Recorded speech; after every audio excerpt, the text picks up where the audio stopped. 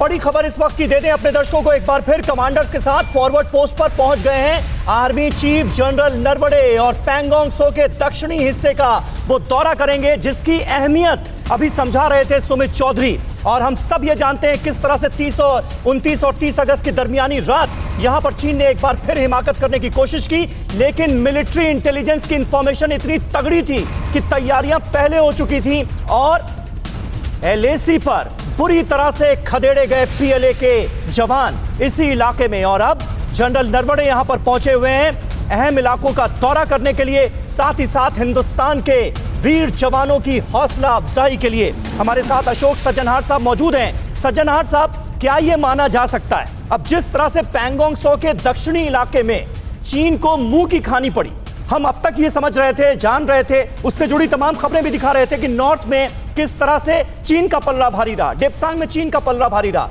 अब हम जब बातचीत के टेबल पर बैठे हैं तो क्या बात बराबरी की हो गई? देखिए समीर, अभी तक तो बात बराबरी की हो गई है। उन्होंने 2 कदम उठाए आगे, हमने भी 2 कदम आगे चले हैं और हम बराबर आ गए हैं। परंतु देखिए, मैं ये बताना चाहूंगा आपके दर्शकों को, जो हमको इसी से बस केवल प्रसन्न नहीं होना चाहिए, क्योंकि अभी आगे और भी चैलेंजेस आने वाले हैं। बिल्कुल सही कह रहे हैं। देखिए, और भी हाइट्स हैं, उन हाइट्स को भी हमको ऑक्यूपाई करना होगा, क्योंकि जो भी हम पहले देखिए हम कहते थे जो यहाँ हम पेट्रोलिंग करते हैं, परंतु हाइट्स जैसे फिंगर 4 से लेकर 8 तक हमने कोई ऑक्यूपाई नहीं की थी। यहाँ भी ब्लैक टॉप और हेलमेट टॉप हमने नहीं ऑक्यूपाई की थी जब तक कि चीन वहां से हमारे ऊपर वहां पर आने का हमको अंदेशा नहीं हुआ।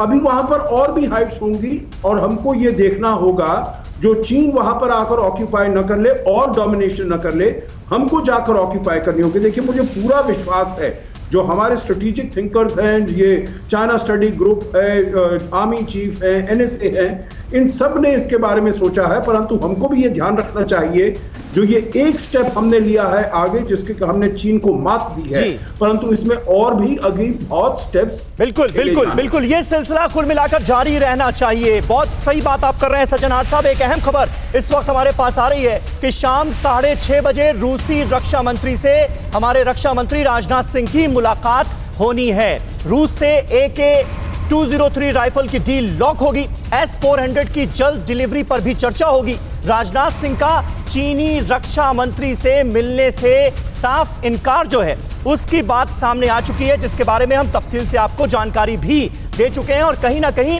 जो हिंदुस्तान की अग्रेसिव स्ट्रैटेजी नजर आ रही है उसका एक हिस्सा यह माना जाना चाहिए। बड़ी खबर यह है, सरकार के सूत्रों से S-400 मिसाइल सिस्टम से जुड़ी यह बड़ी खबर है।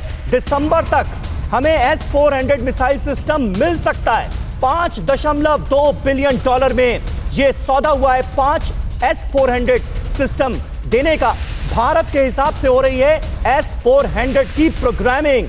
यह इस वक्त की सबसे ताजा खबर है, सबसे ताजा अपडेट हम आपको दे रहे हैं, जो कि SCO मीटिंग से पहले और भारत और रूस के रक्षा मंत्रियों की मुलाकात से पहले यह बहुत अहम जानकारी हमारे पास आ रही है। और आज ये जो रक्षा खरीद सौदे हैं, इन पर एक तरह से फाइनल मुहर लगने जा रही है।